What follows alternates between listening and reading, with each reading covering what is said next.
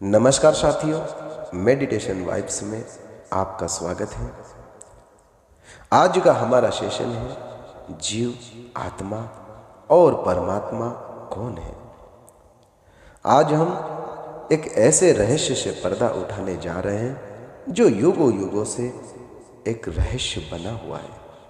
कई साधकों और संतों के मन में यह प्रश्न बार बार उठता रहता है कि जीव कौन है, आत्मा क्या है और परमात्मा कौन है। तो आज हम इस विषय पर दृष्टि डालेंगे कि महायोगी गुरु गोरखनाथ के अद्वितीय और गूढ़ प्रवचनों के माध्यम से हम जानेंगे कि जीव, आत्मा और परमात्मा कौन है।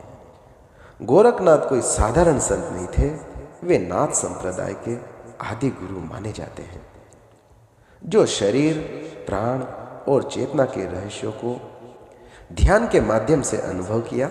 गुरु गोरखनाथ कहते हैं कि जीव जब तक अपने आप को शरीर मानता है तो वह माया में है, और जब वह आत्मा को पहचान लेता है तब वह योग में है, और जब आत्मा परमात्मा में लीन हो जाती है तब वह समाधि है। गुरु गोरखनाथ कहते हैं कि जीव वह चेतन कण है जो शरीर में बंधा है।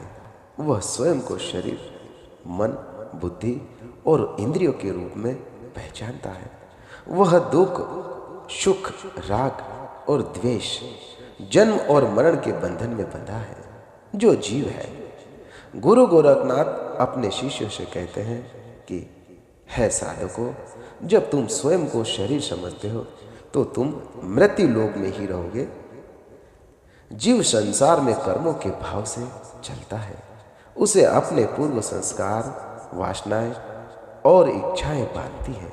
वह एक सपने में जी रहा होता है, भ्रम में, धोखे में। लेकिन गोरखनाथ इस जीव को नकारते नहीं। वे कहते हैं जीव ही आगे चलकर आत्मा को पहचानने वाला साधक बनता है। इसी भ्रम में रहने वाला जीव ही कभी स्वयं को खोजने के लिए निकलता है, और यही खोज ध्यान का पहला चरण बनती है। गुरु गोरखनाथ आत्मा को शुद्ध चैतन्य, ज्योति और साक्षी भाव के रूप में परिभाषित करते हैं। वे कहते हैं आत्मा न जन्म लेती है, न मरती है, न वह कहीं जाती है, न वो कहीं से आती है। वो तो नित्य, शुद्ध, बुद्ध और मुक्त है। यह वही तत्व है जिसे हम स्व कहते हैं, जो शरीर के पीछे है, मन के बाहर है। जब साधक ध्यान में जाता है तब उसे पहली बार अपने भीतर की यह ज्योति दिखती है। गोरखनाथ इसे अंतर्यामी अग्नि कहते हैं, जो सब देखती है मगर कुछ भी नहीं करती।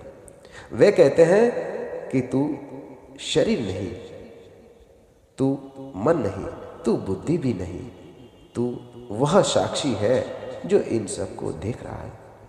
आत्मा का अनुभव मौन में, ध्यान में, शून्यता में होता है।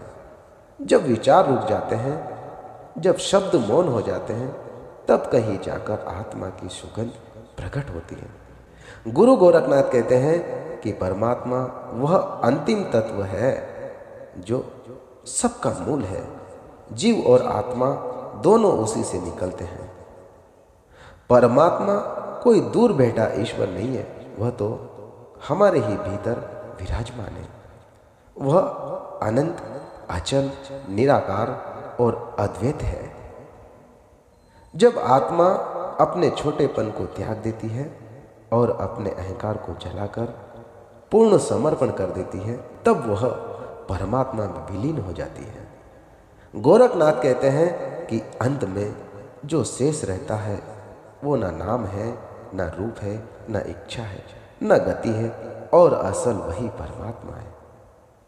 परमात्मा का अनुभव किसी प्रयत्न से नहीं होता। वह तो पूर्ण मौन है, जहां मैं भी नहीं रहता।